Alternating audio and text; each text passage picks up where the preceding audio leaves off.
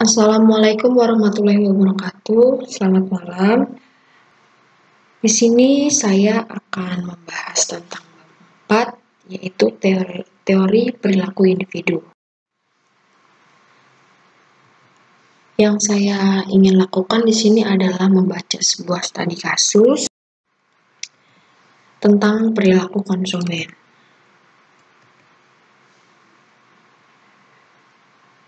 Yaitu analisis perilaku konsumen dalam pembelian suatu merek telepon seluler.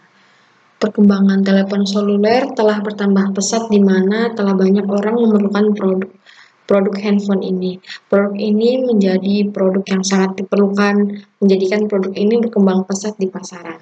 Produk telepon seluler telah memasuki kehidupan masyarakat dan telah menjadi kebutuhan pokok. Bahkan semua lapisan masyarakat dapat menjangkau handphone tersebut. Hal ini mendorong pengusaha yang bergerak di bidang telepon seluler untuk dapat memenuhi keinginan dan kebutuhan konsumen akan produk telepon seluler tersebut. Perkembangan teknologi menjadikan banyaknya perusahaan yang memproduksi, bahkan perusahaan elektronik yang dulunya tidak memproduksi telepon seluler, kini sudah memproduksi telepon seluler. Banyaknya merek yang tersedia di pasar menjadikan persaingan yang sangat ketat di antara perusahaan-perusahaan yang memproduksi telepon seluler. Pembelian telepon seluler oleh konsumen dilakukan dengan terlebih dahulu melalui tahap-tahap dalam proses keputusan pembelian. Pada tahap pengenalan kebutuhan, sebagian besar konsumen menyatakan bahwa mempermudah komunikasi merupakan motivasi atau alasan utama mereka dalam pembelian.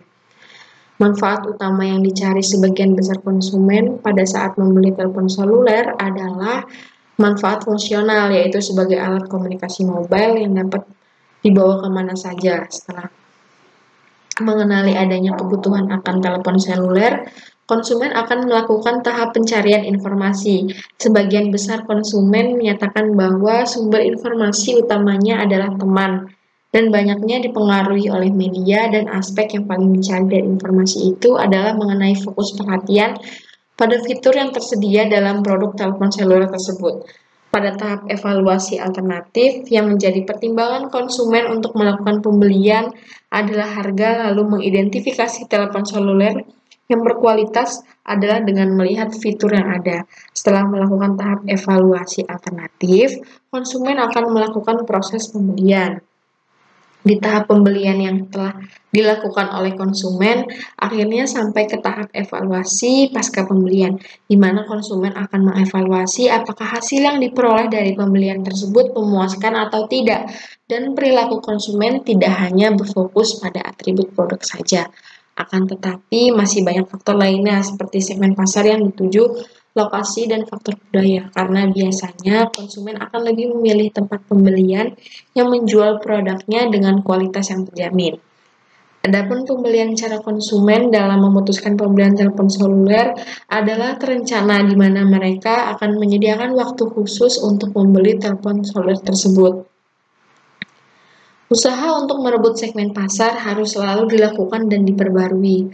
Untuk itu, perusahaan penting untuk lebih mengenal konsumen dan berupaya memenuhi kebutuhan dan keinginan konsumen terhadap produk telepon seluler. Hal ini dilakukan demi kelangsungan hidup perusahaan itu sendiri. Oleh karenanya, pemasar yang baik harus dapat memperhatikan hal ini, sebab dalam proses pembelian konsumen mempunyai pengaruh yang sangat kuat dalam menentukan terjadinya suatu transaksi pembelian. Konsumen secara kuat dipengaruhi oleh faktor budaya, sosial, pribadi, psikologis.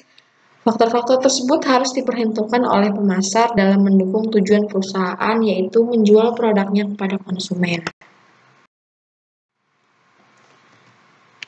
Cukup sekian dari studi kasus yang telah saya sampaikan. Mohon maaf apabila dalam penyampaiannya terdapat kesalahan kata. Terima kasih.